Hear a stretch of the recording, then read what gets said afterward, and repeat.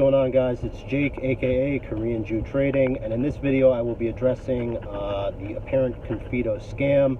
This is literally probably the worst thing I've seen since I've been in. I haven't seen, the DAO hack, but or ICOs being hacked, you can lose everything. But for an actual coin and a scam like that to have occurred and lose 90% of its value or more in such a quick period of time is really the most extreme example of, what people say when you invest, be prepared to lose it all. Nobody ever actually expects to lose it all, but it really rocked me to my core, to be honest. And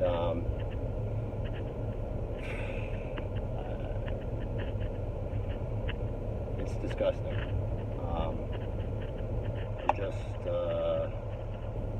I feel terrible.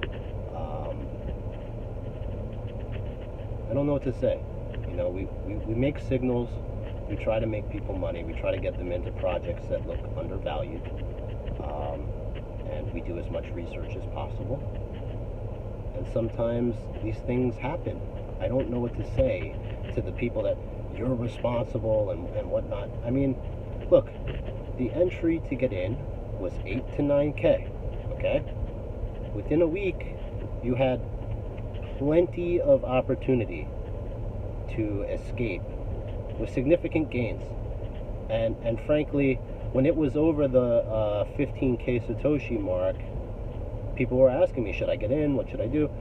I was telling people to get out because the FOMO already happened. Even if this wasn't a scam, people would have lost money. If you buy something that goes up over 100% in a weekend, odds are you will lose money. This is a zero-sum game. And the whole objective of what I do, because I have a small community, it's not big, but the reality is, when you think about crypto, it is the Wild West. It's you versus the world. Everybody's out to get your money. Think of it that way. And the greedier you are, the more vulnerable you become. So, there were guys in the group that had since the ICO, and they were up 25x, and they didn't sell. Ask any of them. I told them, what the hell are you doing? I was literally yelling at people to sell, and this was over a week ago. So this hack, this scam came forward when Juiced sent out this ridiculous message talking about legal problems. From what I can see, the price already started to go down, so maybe he told people. But at the end of the day, I feel like I do have some responsibility because this was one of the projects that I talked about. So I'm a man. I take responsibility for my actions. Everything I did, or when I talked about this coin, was genuine. I wasn't, this is a scam. Let me. Why would I do that? You know what I'm saying?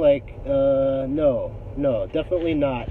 When you look at all the projects and the signals, is very successful. You can't deny the successfulness of these signals.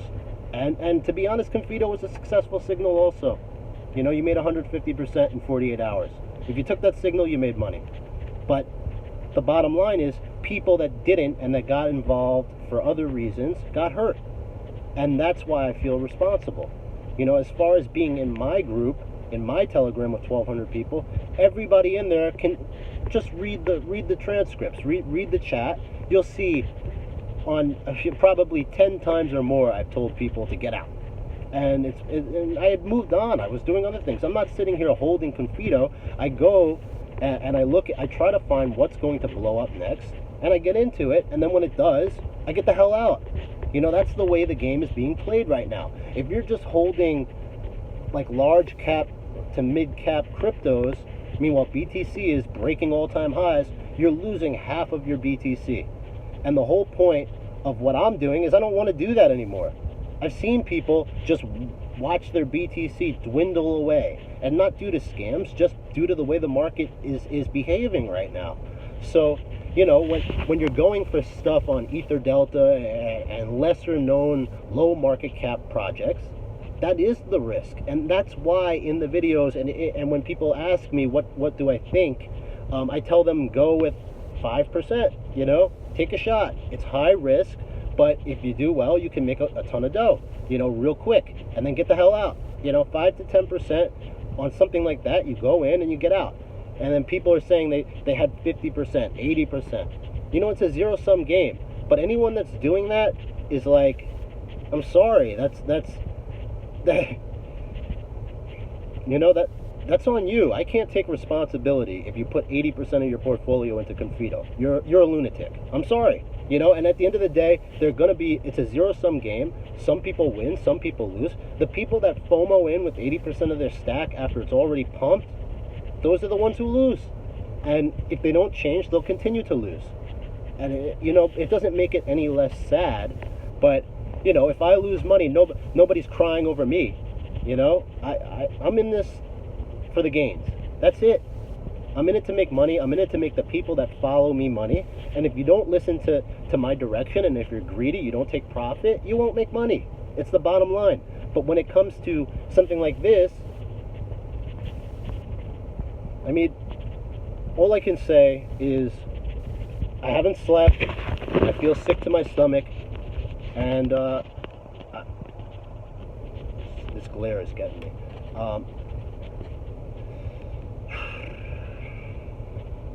It's just bad. It's bad. It's really bad. It's an ugly thing about crypto. And, I know it's not worth anything, but I'm here. I'm not hiding. I have nothing to hide. I'm not going to stop what I'm doing. I'm not going to stop picking projects that I think are good.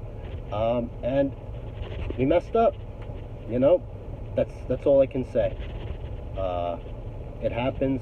The more coins you pick, the higher your odds that something like this will happen.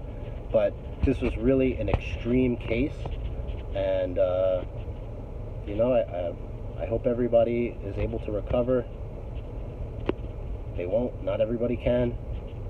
And I hope the people responsible get in trouble. They should be caught. They should be prosecuted. That's all I can hope for at this point.